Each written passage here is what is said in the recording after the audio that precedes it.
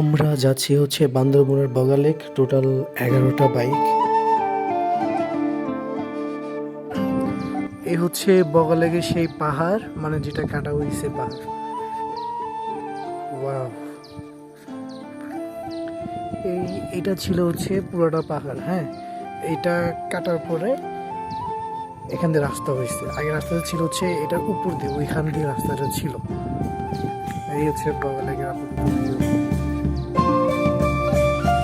এই সেই বগালেক, যেটা প্রায় 2 বছর পরে খুলে দেওয়া হয়েছে।